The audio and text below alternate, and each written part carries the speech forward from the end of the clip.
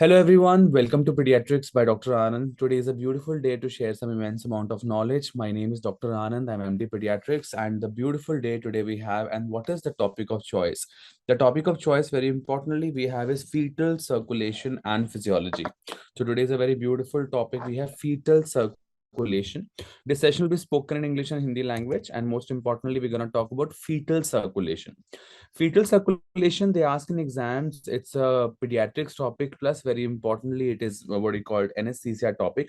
Like how many artery, how many veins is there in fetal circulation, about the umbilical artery, umbilical vein, and all the various transitions happens in a case of fetal circulation. So let's go one by one. So exam entrance question number one, like I'll just enlarge my screen. So fetal circulation, the one thing we need to understand over here is in the fetal circulation, umbilical cord. So as we all know, in the fetus, in the baby, small baby, we have something known as umbilical cord, right? So as we all know, very importantly, the first question, umbilical cord, if I talk about, there are how many arteries and how many veins? So point number one, we all know in the umbilical cord, we have two artery and one vein. If I ask you the simplest question on this planet, can umbilical cord, if you have it, in umbilical cord, how many artery, how many veins do we have? So in umbilical cord, we all know, very, very important, we have two arteries and one vein, two arteries and one vein. And back to back, one exam question was there. If a newborn baby has basically one umbilical artery and one umbilical vein, what will you think of? If a baby has one umbilical artery and one umbilical vein, you will think of renal agenesis. Renal agenesis. I'll repeat again. Today's topic of choice we're going to talk about is fetal circulation and important disorders associated with it. So in fetal circulation, the beautiful point I understood now, in small baby, in fetus, we have umbilical cord. Umbilical cord has two artery and one vein. This is normal. And if someone is having one umbilical artery and one umbilical vein, what will you think of? The answer is renal agenesis. Renal agenesis. Next point, in fetal circulation, what else do we need to know? Yes, very importantly, in a case of fetal circulation, one more beautiful question comes to our mind. Which one carries the oxygenated blood and which one carries the deoxygenated blood? That also they ask in exam.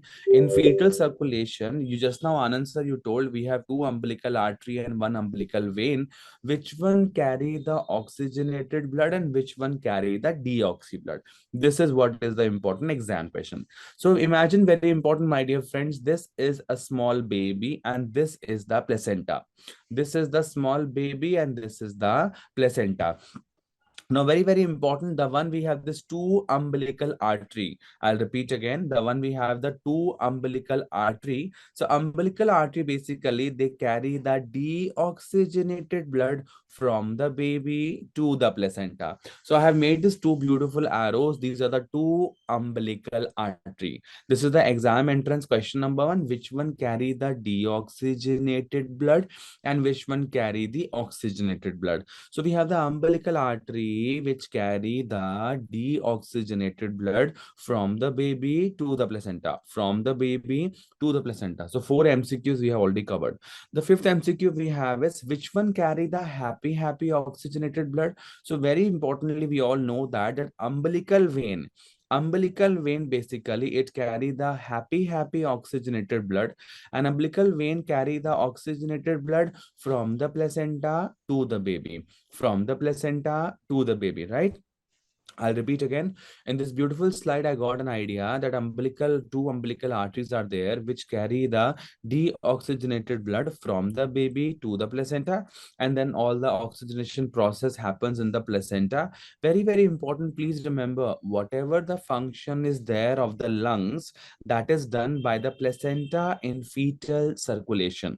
जो भी function होता है lungs का, that is done by the placenta, very importantly, in the fetal circulation. Remember that. Okay, very, very important. So this part is done, and the happy blood is carried by the umbilical vein. That also I got the idea. So umbilical vein carry the oxygenated blood from the placenta to the baby. Exam entrance question number one. Once the umbilical vein enters the baby, what is the first organ umbilical vein touches, or which is the first organ which crosses the baby? The first organ which intersects across the baby is the liver. Now, very important, we need to know that umbilical vein, basically it continues as portal vein, and portal vein, basically it continues as ductus venosus. portal vein continues as ductus venosus, and ductus venosus continues as inferior vena cava. Now, this is a very important anesthesia question also. They ask in exam that the ductus venosus is present between what and what? Ductus venosus, it is present between what and what? So ductus venosus is present between the portal vein and inferior vena cava, star mark. This is an exam question. I'll repeat again. Umbilical vein basically, which carries the happy oxygenated blood from the placenta to the baby. So the first organ it enters basically, once it enters the baby, umbilical vein continues as portal vein continues as ductus venosus, and ductus venosus continues as inferior vena cava. So around 7 to 8 MCQs we have already covered over here. Now, what happens if umbilical vein continues as portal vein, ductus venosus, and inferior vena cava? Then how the story goes? Then how the story goes? Most importantly, we have one more point. So then the whole blood goes to the baby's heart. So this I'm basically making the baby's heart. And the last point was inferior vena cava. No, this was the last point, inferior vena cava. So just remember, inferior vena cava basically enters the baby's heart. So we have this inferior vena cava which enters the baby's heart. So we all know that obviously we have the superior vena cava also, and we have the inferior vena cava also, that basically enters the baby's heart. Now there also exam entrance question number 9, there's one more question also. Inferior vena cava and superior vena cava both are entering the baby's heart. Could you please tell me which one is having a more saturated blood? Is inferior vena cava blood is more saturated, or superior vena cava is more saturated, if I compare this inferior vena cava and superior vena cava? So I got a simple reasoning that inferior vena cava blood, that blood is more saturated, or that blood has more oxygen saturation than the superior vena cava blood. Because naturally, no, inferior vena cava is downward, is connected to the portal vein and connected to the basically umbilical vein. That is why. So inferior vena cava blood is more saturated than superior vena cava blood. That's one more MCQ over. Now then what happens? So basically then a superior vena cava and inferior vena cava, the blood enters the right atrium. We all know that we have right atrium, right ventricle, and we have left atrium and left ventricle. So once the blood enters the right atrium, please remember 1/3 of the blood, I'll repeat again, 1/3 of the blood from the right atrium goes to the left atrium, and 2/3 of the blood, 2/3 of the blood from the right atrium goes to the right ventricle. In this, what are we talking right now over here? We're talking about fetal circulation. Remember, okay, we're talking about fetal circulation. So 1/3 of the blood basically from the right atrium goes to the left atrium, and 2/3 of the blood from the right atrium goes to the right ventricle. And by which foramen? Now, this also is very important. By which foramen the blood from the right atrium goes to the left atrium? So we all know that we have something known as foramen ovale. So the foramen ovale, we all know it is present between the right atrium and the left atrium. And what is the remnant of foramen ovale? The remnant of foramen ovale is fossa ovalis. The remnant of foramen ovale is fossa ovalis. Okay. Did you understand? So these are the basic things we need to understand. Very common, but my HOD used to say common things are common and rare things are rare. So I'll repeat again. In this beautiful slide, I've got an idea that in fetal circulation, whatever bloods enters the from the inferior and superior vena cava, it enters the right atrium. 1/3 of the blood from the right atrium goes to the left atrium with the help of foramen ovale, and the remnant of foramen ovale is known as fossa ovalis, and 2/3 of the blood from the right atrium goes to the right ventricle with the help of mitral valve or tricuspid valve. Here we have the tricuspid valve, and between the left atrium and left ventricle we have the mitral valve. Remember that. Okay, this part is done. Okay, then what happens? Then the blood from the right ventricle, we all know that right ventricle basically are connected to the pulmonary artery, and pulmonary artery normally are connected to the lungs. This is what everyone knows, right? Now, very important, more thing we need to know.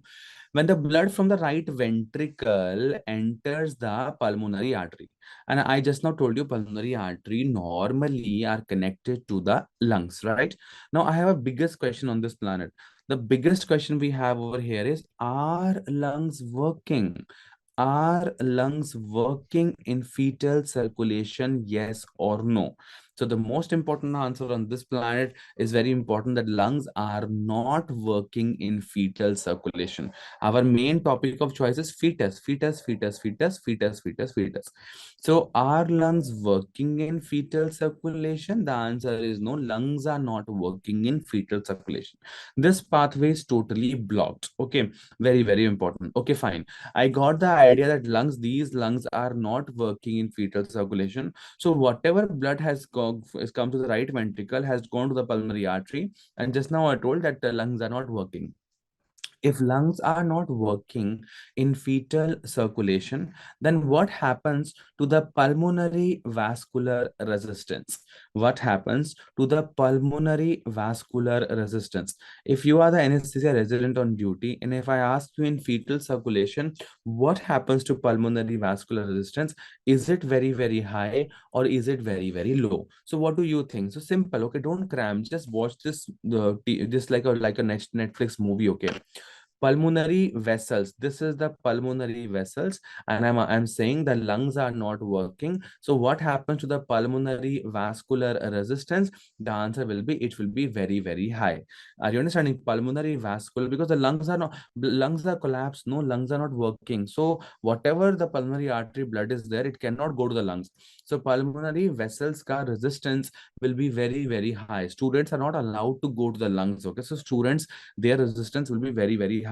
So then what God has done, now that's the beauty of the nature. So in this part, I got the idea that lungs are never working. So what happens to this blood which is already there in the pulmonary artery? So now this is the beauty of the nature, that whatever blood comes to the pulmonary artery, it basically goes towards through the ductus arteriosus, and then it goes to the descending aorta. Because as just now I got the idea that lungs are not working, so whatever blood has come from the right ventricle to the pulmonary artery is go through the ductus arteriosus, and then to goes to the descending aorta, and then we live happily ever after. So these are the important transitions happen in the case of fetal circulation. Now very, very important, now this is something we need to understand.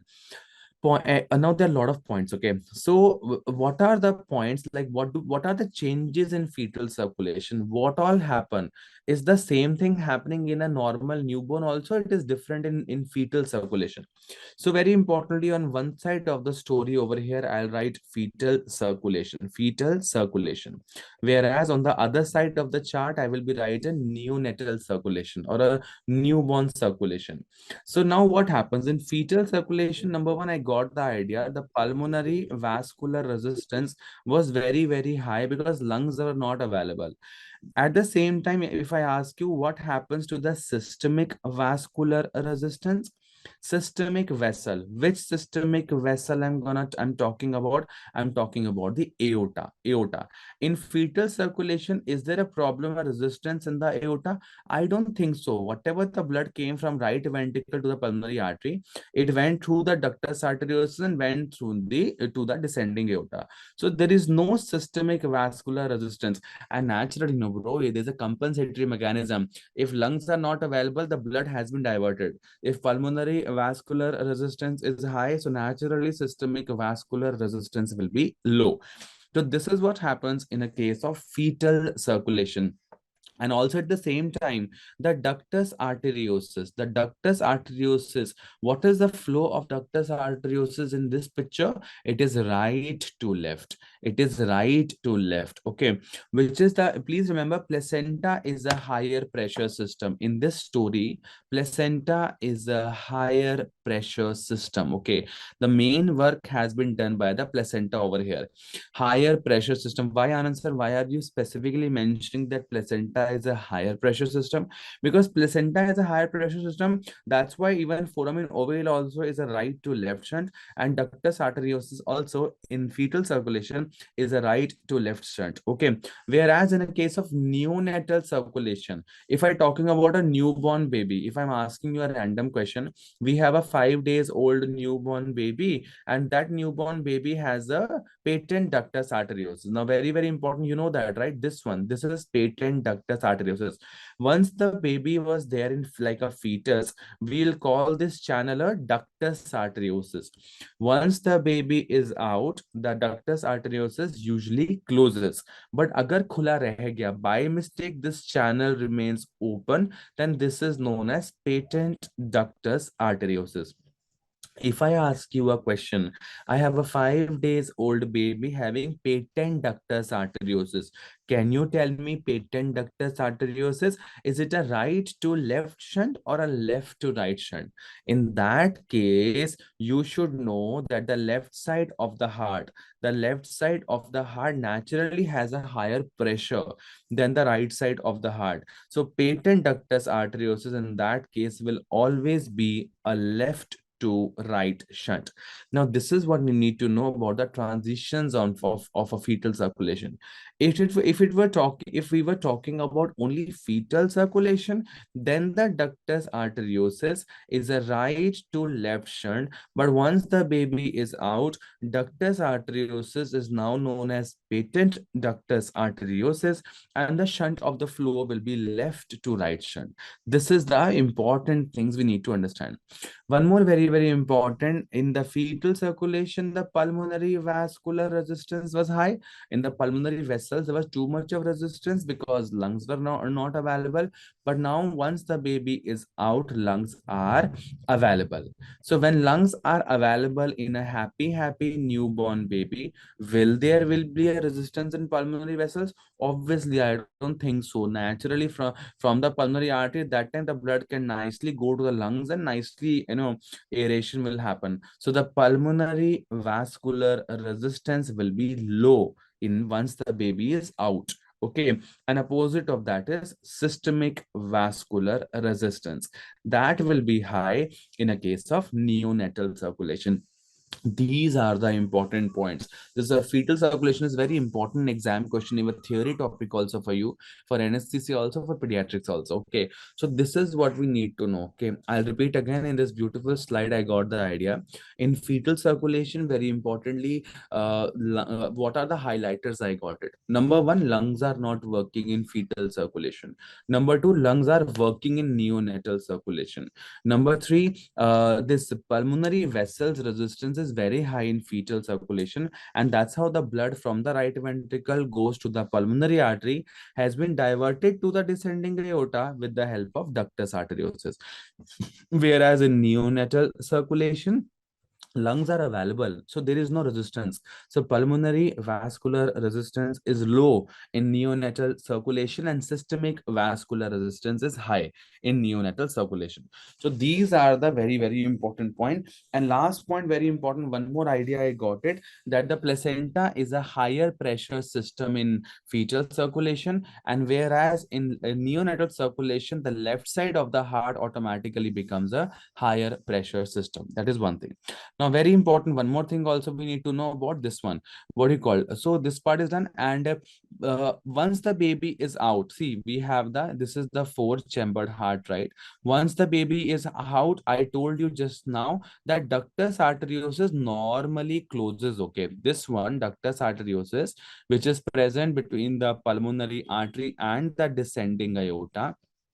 So this ductus arteriosus, very importantly, remember, in fetal circulation, placenta secretes PGE2. In fetal circulation, placenta secretes PGE2, which keeps the ductus arteriosus open. Very beautiful point, guys. Every single word coming from my mouth is an exam question, theory as well as a clinical question. In the fetal circulation, placenta secretes PGE2, which keeps the ductus arteriosus open. Now, whereas if I talk about a neonatal circulation, once the baby is out, placenta is cut. Once the baby is out, placenta is cut. Once the baby is out, placenta is cut. What happens to PGE2 levels? PGE2 levels goes down. And once the PGE2 level goes down, ductus arteriosus, very, very important, it closes. So ductus arteriosus closes. So this is one very, very important. If I ask you, what are the factors responsible for closure of ductus arteriosus? What are the factors responsible for the closure of ductus arteriosus? So one factor which has been responsible for the closure of ductus arteriosus is the cutting of placenta. Once the placenta is cut, PGE2 levels goes down and ductus arteriosus basically closes. Number one. One more factor, we have something known as bradykinin. Just remember, bradykinin is also present, and that also is responsible for what you call the closing of the ductus arteriosus. And third important factor, main we have is oxygen. Like once the baby is breathing, the lungs are working, oxygen is coming and going. So oxygen, very important. Oxygen is a very good smooth muscle constrictor. Oxygen is a good smooth muscle constrictor. That is one thing you need to know. So oxygen is a good smooth muscle constrictor. So if I ask you what are the factors responsible for closure of ductus arteriosus, you will say PGE2 levels goes down, and you will say bradykinin, and you will say oxygen. Once the baby is breathing, oxygen is coming and going, and that is very, very important. This part is done. Now, one more thing also. One more thing they ask in exam, one more thing, this one about the ductus arteriosus. Again, ductus arteriosus. So again, if I ask you, what is ductus arteriosus? Ductus arteriosus, it is present between the pulmonary artery. This is the pulmonary artery, and this is the descending aorta. And ductus arteriosus is present between the pulmonary artery and descending aorta. Not just aorta, that's another MCQ. It is pulmonary artery and descending aorta. And once the baby is out, if by mistake the ductus arteriosus remain open, that is known as patent ductus arteriosus. Now there are two questions asked in exam. If the baby is out and you are talking about PDA, so if I'm opening the word, if I'm saying only PDA, means I'm talking about a newborn. If I'm saying PDA, I'm not talking about fetal circulation. I'm talking about a newborn baby. Oh, are you understanding? No, because in fetal circulation we say ductus arteriosus. In newborn baby, we say patent ductus arteriosus, right? So, common exam question, if you want to close the patent ductus arteriosus, what is the drug of choice? If you want to keep the ductus arteriosus open, what is the drug of choice?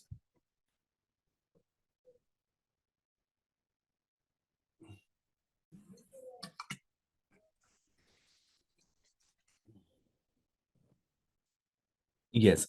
So, very, very important. Please remember, this also is an exam question. So if you want to keep the ductus arteriosus closed, what do you want to give? And if you want to keep the ductus arteriosus open, so very simple question. If you want to close the ductus arteriosus, the options are ibuprofen, indomethacin, and paracetamol.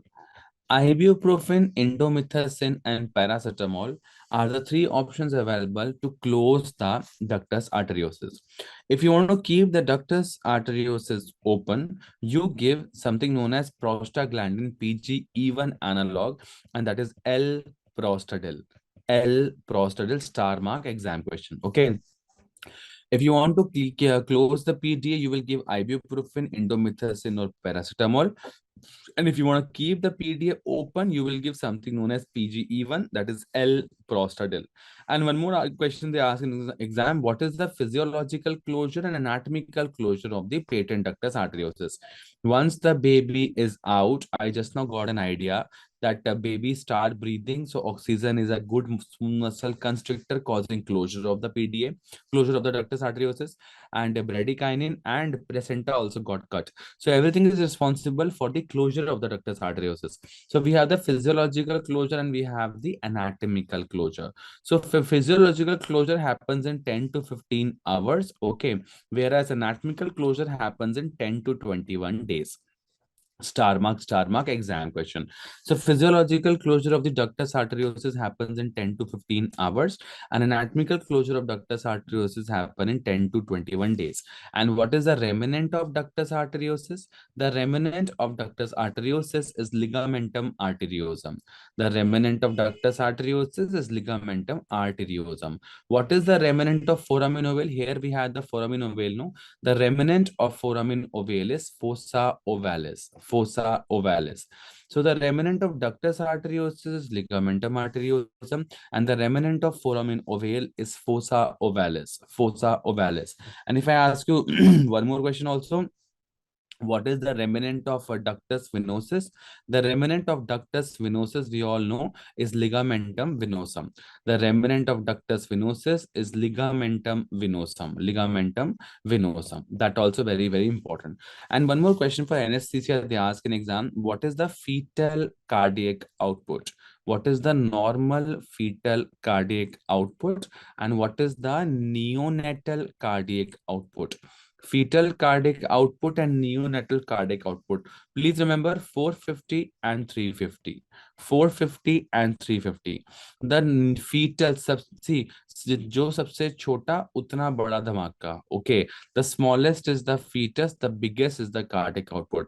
So fetal cardiac output is 430 ml per kg per minute, whereas neonatal cardiac output is 350 ml per kg per minute. I'll repeat again. The normal fetal cardiac output is 450 ml per kg per minute, whereas the neonatal cardiac output is 350 ml per kg per minute. So these are the very, very important points you need to know. Okay, I'll repeat again. So what all we spoke about it. So we spoke about it very importantly regarding the fetal circulation. Number two, we spoke about what are the changes that happen in fetal circulation. And one more thing we spoke about it, that what happens in fetus and what happens in neonatal circulation. In fetal circulation, I got the idea that lungs are not working very, very importantly, whereas in neonatal circulation, lungs are working. And when lungs are not working, then who is working? Placenta is doing all its job. Placenta is the one who is doing all the job. Once the baby is out, I got the idea that the placenta is cut. And once the placenta is cut, very, very important, we all know that PgE2 levels goes down. This is an exam question because placenta secretes PgE2, which keeps the ductus arteriosus open. So placenta is cut, PgE2 level goes down, and that is how the ductus arteriosus slowly closes. And then the whole function automatically, the whole work of placenta has been taken up by the lungs. The purification of blood and everything, that is taken up by the lungs. In fetal circulation, ductus arteriosus was right to left shunt, whereas in neonatal circulation, ductus arteriosus is no longer known as ductus arteriosus. It is known as patent ductus arteriosus. And for that one, for patent ductus arteriosus, the shunt will be very, very important. It is left to right shunt. Okay. I'm going to show you some important MCQs. Let's see if you can answer. So that will be cover up all the associated disorders also, and it will cover all the important MCQs also. Okay, so I'll go again for the fetal circulation. 1 second. And this fetal cardiac output and neonatal cardiac output is very important for exam purpose. So don't forget that. Because students keep forgetting that, and that's why they ask in exam. So 450 ml per kg per minute is the fetal cardiac output, and what do you call it? 350 ml per kg per minute is what do you call it? Neonatal cardiac output, right? Very good. Now next question. Okay. Yes. So let's do the MCQs, lot of questions, and we'll cover the topic as a whole. In fetal circulation, ductus venosus is a bypass shunt between what? So if you are free, you can answer in the comment section also. In fetal circulation, very importantly, ductus arteriosus किसके बीच में होता है? It's present between what and what? So yes, beautiful answer, very good. So we all know that in fetal circulation, the ductus venosus is a bypass shunt between the portal vein and inferior vena cava. Portal vein, we have the down, and above part we have the inferior vena cava, and in between basically we have the ductus venosus. So above we have the inferior vena cava, below we have the portal vein, and then in between we have the ductus venosus. And what is the remnant of ductus venosus? If I ask you a random question, the answer is ligamentum venosum. The remnant of ductus venosus is ligamentum venosum. That is one important thing we have covered. Next important they ask in exam, very importantly, let's see if we can answer this point also. So yes, during fetal circulation, pulmonary vascular resistance and systemic vascular resistance, what happens?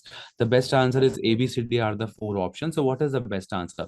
So we all know the pulmonary vascular resistance increases and systemic vascular resistance decreases. So A and like option number A is the best answer. So if you know the MCQs also, theoretical plus clinically, all the topics are covered in anesthesia point of view also.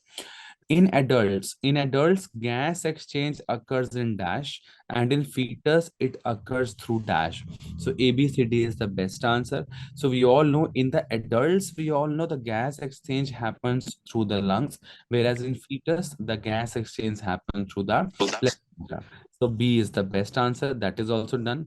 In fetus, lungs are what? Now, this is also many people say in fetus the lungs are partially collapsed, semi-collapsed, this and that. So very importantly, please remember, in fetus, very importantly, lungs are never working, not even partially collapse also. Okay, it is collapse, collapse, collapse. I have seen people writing partially working and all. No, lungs are not working in fetal circulation. Just remember that. That is important for the exam. And one more, one more thing we have question. Ductus arteriosus is very sensitive to how many, to what things? Now, ductus arteriosus, of course, just now I got to know that oxygen is a good smooth muscle constrictor. Bradykinin is a smooth, is also one thing which causes a closure of the ductus arteriosus. And very importantly, see, so even everything, even PGE1 levels also. Just now I told you that the placenta secretes PGE2, which keeps the ductus arteriosus open, right? So that's what. So A, B, C sounds okay to me. So that's why the best answer for this question will be option number E. A plus B plus C is correct.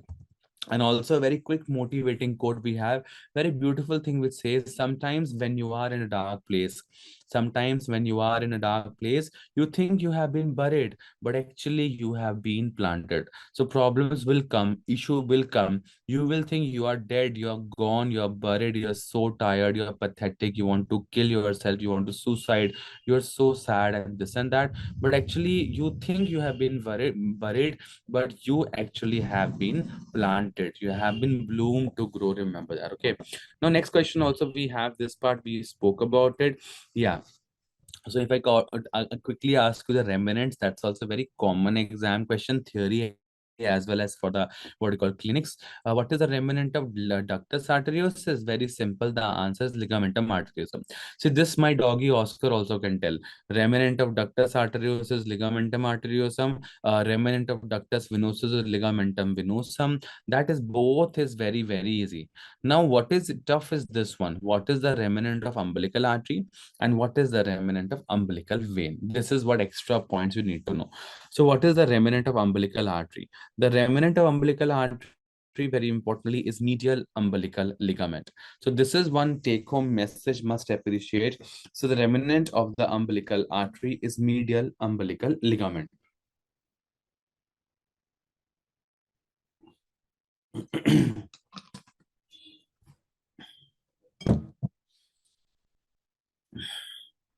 And what is the remnant of umbilical vein? The remnant of umbilical vein, very importantly, we have is ligamentum teres hepatis. The remnant of umbilical vein is like the liver ligament of the liver only, you know, no, ligamentum teres hepatis. Very importantly, okay. So I'll repeat again. What is the remnant of umbilical artery? Medial umbilical ligament. And the remnant of umbilical vein is ligamentum teres hepatis. Remnant of ductus arteriosus is ligamentum arteriosum. And remnant of ductus venosus is ligamentum venosum. The functional closure happens in 10 to 15 hours, whereas the anatomical closure, it happens in 10 to 21 days. So these all are very happy questions, which you should not forget. Okay. Yeah, functional and anatomical closure of ductus arteriosus. I got the idea. Ductus arteriosus, I know functional closure is 10 to 15 hours and anatomical is 10 to 21 days. But what about the ductus venosus and foramen ovale? Okay, now ductus venosus and foramen ovale is important. So please remember the remnant of ductus venosus. Now, this was a very importantly DNB anesthesia question. The remnant of the ductus venosus, because no one usually remembers that, and that only exam they will ask you. So ductus venosus functional closure will be just after removal of placenta. How will I remember, sir, the ductus venosus ka functional closure is just after the removal of placenta? Because ductus venosus is nearest to the placenta, no? Two umbilical artery goes to the placenta, and one umbilical vein from the placenta goes to the baby, and they enter the liver, and basically ductus venosus is what it's over there. So ductus venosus is the closest to the placenta, so the functional closure will be just after removal of the placenta, the ductus venosus functional closure. And the anatomical closure happens in 7 days. Anatomical closure happens in 7 days. This is one extra point. And ductus arteriosus, everyone know ductus arteriosus, we have the functional closure in 10 to 15 hours and the anatomical closure in 10 to 21 days. If you want to close the ductus arteriosus, you will give me ibuprofen. If you want to keep the ductus arteriosus open, you will give me IV intravenous infusion of the L-prostadil. Okay, that is one thing you should know. And last but not the least, what about the ductus, about the functional and anatomical closure of foramen ovale? So functional anatomical closure of the foramen ovale, basically the functional closure happened during the breastfeeding and anatomical closure happens months to years. Months to years. Just imagine who was the closest with the placenta? Ductus venosus. So the functional closure happened to be just after removal of placenta. Anatomical closure 1 week. After ductus venosus, the whole story goes to inferior vena cava, and then the blood enters the right atrium. So who is connected next? Foramen ovale. So during the breastfeeding, the functional closure of the foramen ovale is there, and it takes around months to years for the anatomical closure of the foramen ovale. That is one thing. So this part is done. And umbilical artery, last option, we have two umbilical artery and one umbilical vein. Umbilical vein, we know medial umbilical ligament, and what do you call umbilical artery? The functional closure of the umbilical artery happens spontaneously, whereas anatomical closure of the umbilical artery happens in 2 to 3 months. Okay.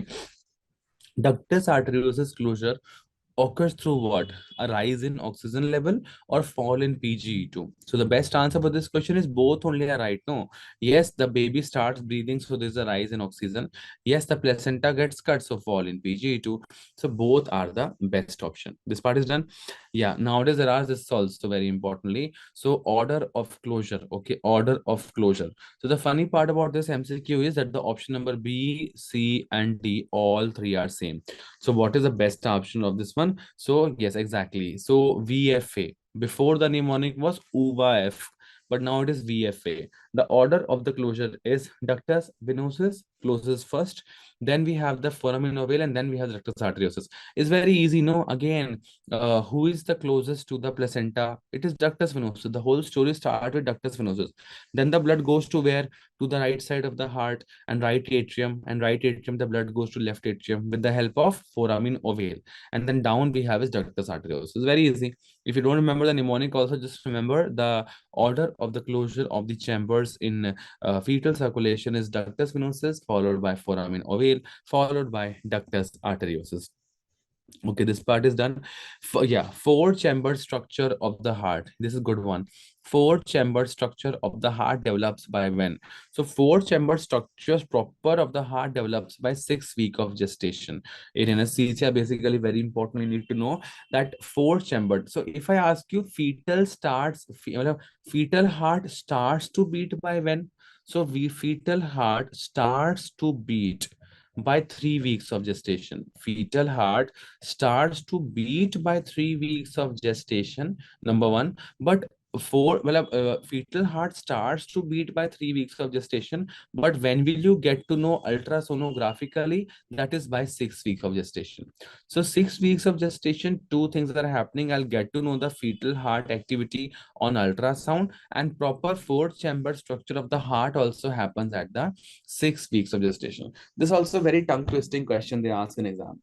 I'll repeat again. Fetal's heart starts to beat by 3 weeks of gestation, and feet and properly if you want to see on ultrasonographically, then the answer is very importantly 6 week of gestation. And four chamber structure of the heart basically also is seen by the 6 week of gestation. Remember that. Okay, my doggy Oscar is also calling now for dinner.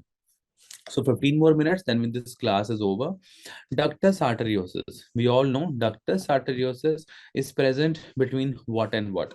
So is it a pulmonary artery ascending aorta, arch of aorta, descending aorta, or just aorta? It is pulmonary artery and descending aorta. Very, very important. Is it a right to left shunt or a left to right shunt?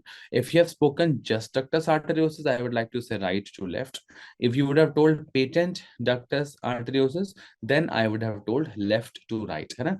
Knowledge plays a very important role, okay? Because otherwise, the outside stray dog also will not listen to you. How much blood enters the left atrium and how much enters the right ventricle in fetal circulation? So we all know that 1/3 basically goes to the left atrium and 2/3 it goes down to the right ventricle. Remember that, okay? What is the fetal and neonatal cardiac output? That also we have done. Fetus is the smallest but having the biggest cardiac output is 450 ml per kg per minute, and the neonatal cardiac output is 350 ml per kg per minute. That also you should know.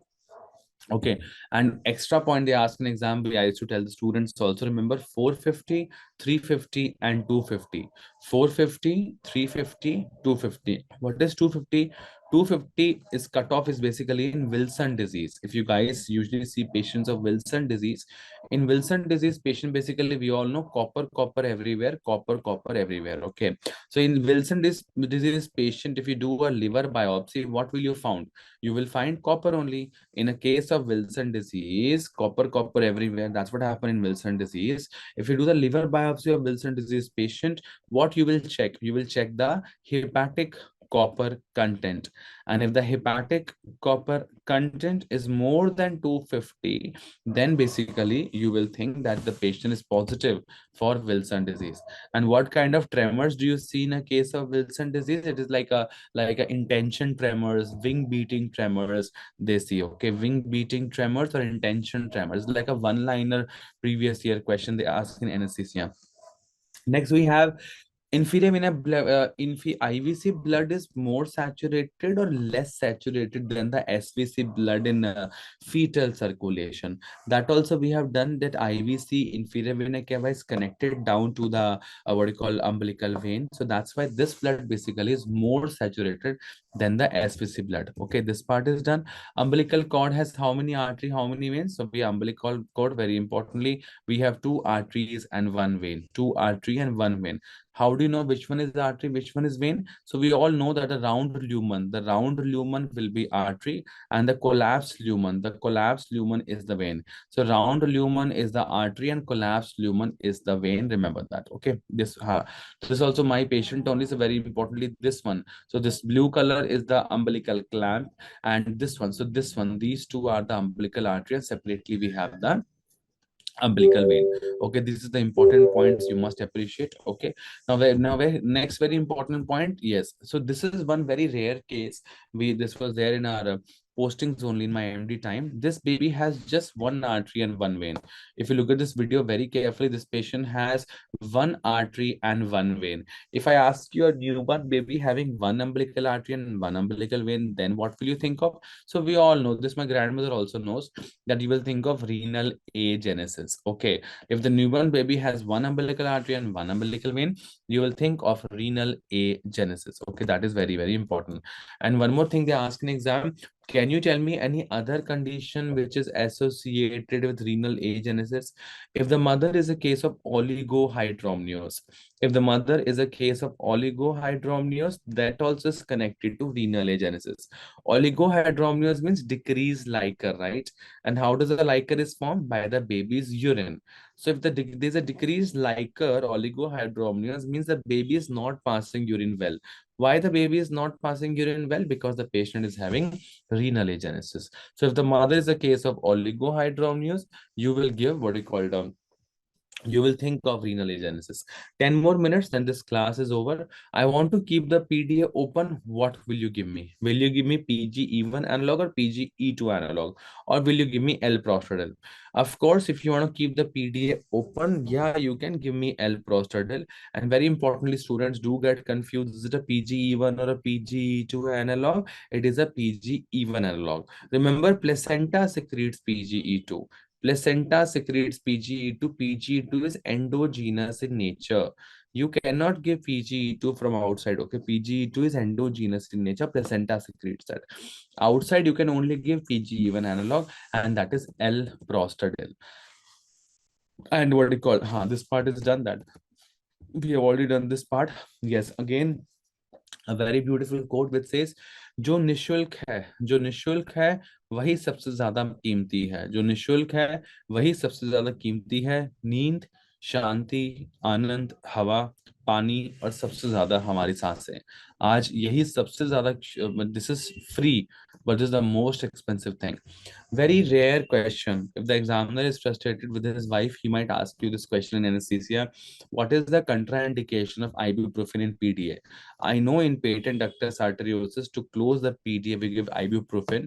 But in which patients you will not give ibuprofen? Something is wrong. Like in which patients?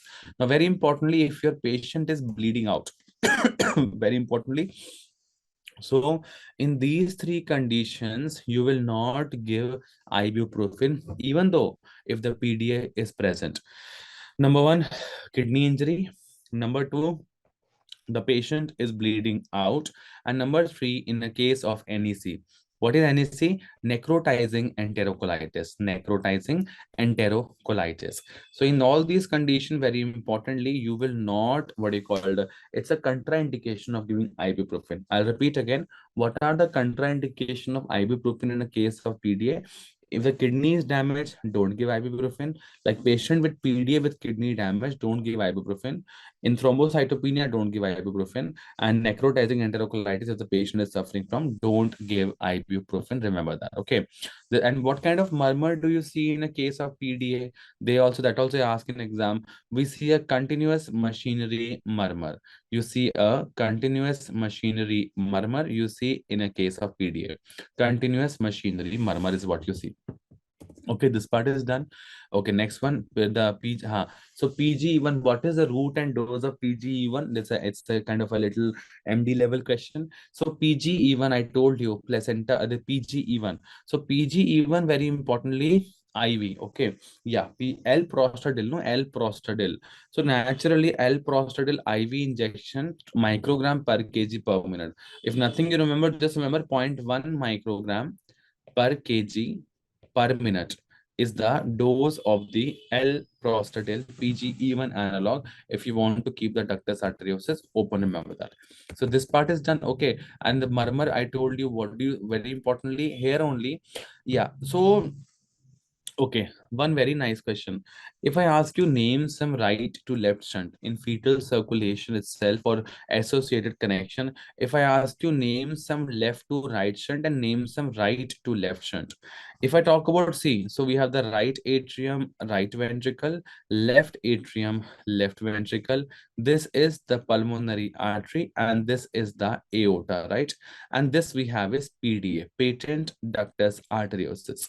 So what do you think? PDA, is it a right to left shunt or a left to right shunt? So very importantly, we have done that the left side of the heart usually has a little higher pressure than the right side of the heart. So if we talk about PDF, this channel is open. It is always and always very importantly, it is a left to right shunt. It is a left to right shunt. So PDA is a left to right shunt. If I talk about over here, what is over here? Ventricular septal defect. And between right atria and right atria and left atria, atrial septal defect. So same story for them also. Even the ventricular septal defect and atrial septal defect, these all are left to right shunt. Are you understanding? Because same story, the left side of the heart has a higher pressure. That is the same story. So that is why if I ask you a random question, name some left to right shunt, the answer is ASD, VSD, PDA. These all are Left to right shunt.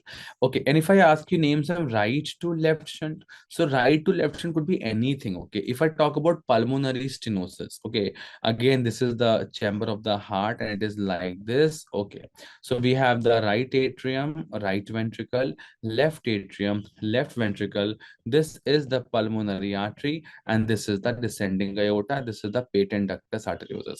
So if I talk about pulmonary stenosis, this part is totally blocked. So whatever the blood is coming from the right atrium, so basically it goes to the right ventricle. From right atrium, blood goes to right ventricle, and right ventricle is goes to the pulmonary artery. And from the pulmonary artery, I told pulmonary stenosis. So quietly the blood will go from the patent ductus arteriosus to the descending aorta. So if I ask you name some right to left shunt, you can say pulmonary stenosis. Even tetralogy of Fallot also. In tetralogy of Fallot also, we have a progressive pulmonary stenosis, and there also it is a right to left shunt. Remember that, okay? Yeah. And one more thing, this is a very nice question. We all know if the ductus arteriosus is open in a newborn, it is known as patent ductus arteriosus, and closing options are indomethacin, ibuprofen, and all that. But another a very new thought of thing, indomethacin and ibuprofen are not effective in term babies. This is also one special point. Preterm baby has a patent ductus arteriosus, P for preterm, P for PDA, then P for ibuprofen you can give. But if I say a term child has a patent ductus arteriosus, do you think a term can have patent ductus arteriosus? Very less likely. You know why a term will have a patent ductus arteriosus? PDA is a preterm problem, not a term problem. So if a term baby has a patent ductus arteriosus, how do you manage that? Surgery, surgery, surgery. Remember, surgery is the best option.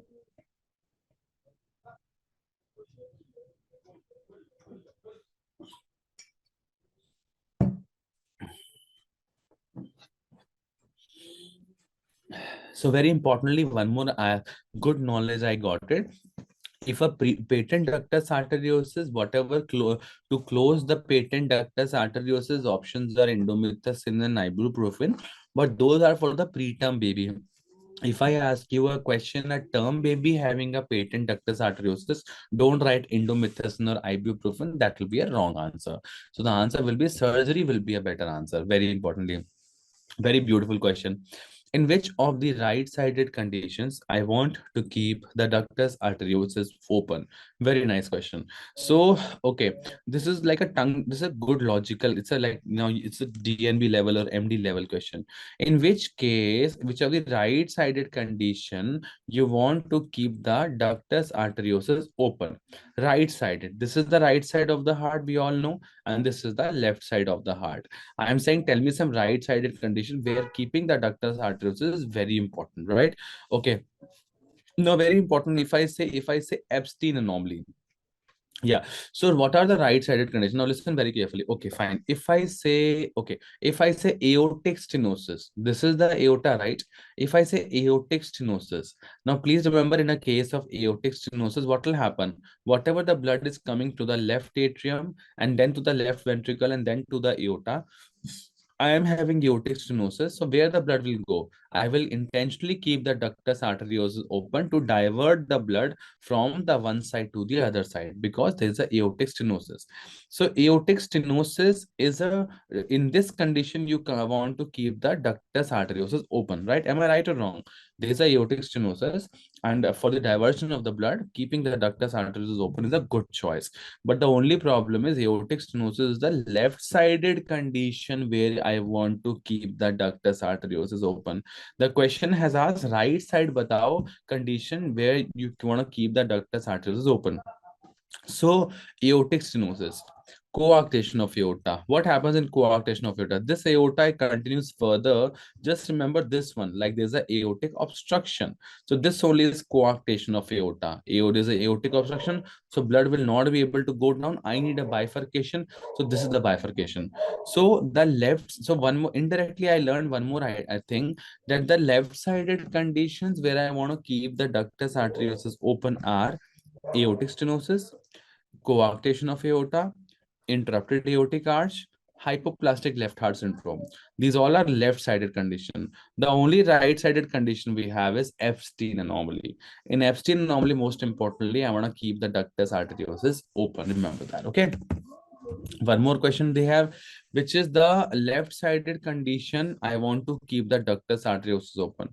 The only left-sided condition I want to keep the ductus arteriosus open in this question is coarctation of aorta, because in all these conditions, these are the right-sided conditions where I want to keep the ductus arteriosus open. Okay, so this is like a tongue-twisting question they ask in exam, very very important.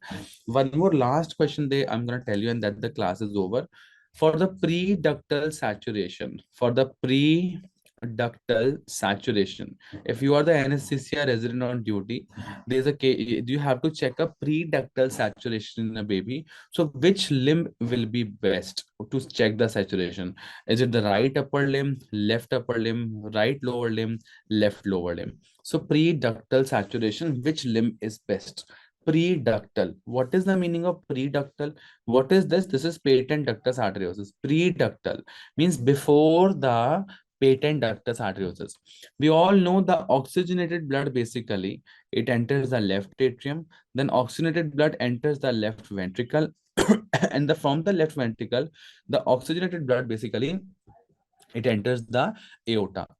Now, this aorta, beautiful aorta, it gives a branch to the right brachiocephalic trunk. This aorta gives a branch to right brachiocephalic trunk, and this right brachiocephalic trunk gives a branch to right subclavian artery. So we have the right brachiocephalic trunk, which gives a branch to the right subclavian artery, and this right subclavian artery supplies the right upper limb. So this part of my body will have the purest blood, basically, as compared to any other part of my body, because after aorta blood goes down, there's a mixing of the blood of the aorta and the patent ductus arteriosus. So then you will get a mixed picture, kind of saturated blood in all the other limbs. But whereas right upper limb specifically will have the best blood. Why? Because what you called the aorta continues as right brachiocephalic trunk. This right brachiocephalic trunk continues as right subclavian artery, and this right subclavian artery basically supplies the right upper limb. So this is what we need to know. That finishes the whole process of the fetal circulation associated disorders. So what is the take home message? What is the take home message? What are the points we got it? Like I have at least covered some 55 65 MCQs. So take home message is what? Number one, what did I got to know? So ductus arteriosus, I'll ask you 5 questions. Ductus arteriosus, is it a right to left shunt or a left to right shunt? The answer is ductus arteriosus is a right to left shunt. But if I talk about patent ductus arteriosus, it is a left to right shunt. Next question, what is the fetal cardiac output? The fetal cardiac output is 450 ml per kg per minute, whereas the neonatal cardiac output is 350 ml per kg per minute. 350 ml per kg per minute. And what was 250? 250 was the cutoff of the hepatic copper content in a case of Wilson disease. Last question. Placenta secretes what? Does the placenta secretes PGE1 or placenta secretes PGE2? Placenta secretes PGE2, which keeps the ductus arteriosus open. Very, very important. And L-prostadil is basically, very importantly, is a PGE1 analog, which again keeps the ductus arteriosus open. In both cases, to keep the ductus arteriosus open is a thought of choice. Only from outside, if I want to keep the ductus arteriosus open by giving injections, then the option is L-prostadil. And whereas if I want to give, very importantly, through the placenta, then placenta secretes PGE2, which is endogenous in nature, and that's what. So that's what placenta secretes PGE2, which is endogenous in nature, which keeps the ductus arteriosus open, and L-prostadil is a PGE1 analog, which again keeps the ductus arteriosus open. And if you want to close the ductus arteriosus, then what will you give me? If you want to close the ductus arteriosus, the options of choice we have is ibuprofen, indomethacin, and paracetamol. In our hospital, like I did my SRG from Lady Harding College, there we give ibuprofen, and all are fine, only ibuprofen, indomethacin, and paracetamol. Before leaving, we always have a beautiful quote, and the beautiful quote for today is: three things cannot be long hidden: the sun, the moon, and the truth. Three things cannot be hidden: the sun, the moon, and the truth. So the sun will always come, the moon will always come, and the truth, the beautiful knowledge which you have in your life, you will shine like a diamond, you will shine like a star. You were born this way. All you have to do is just believe in yourself, and whatever you're studying, just give your best shot in that, and there is no looking back. So thank you so much, everyone. Please take care, have a wonderful evening ahead, and I'll sign out. Sign, sign, sign. Out, out, out. Chalo. Bye bye.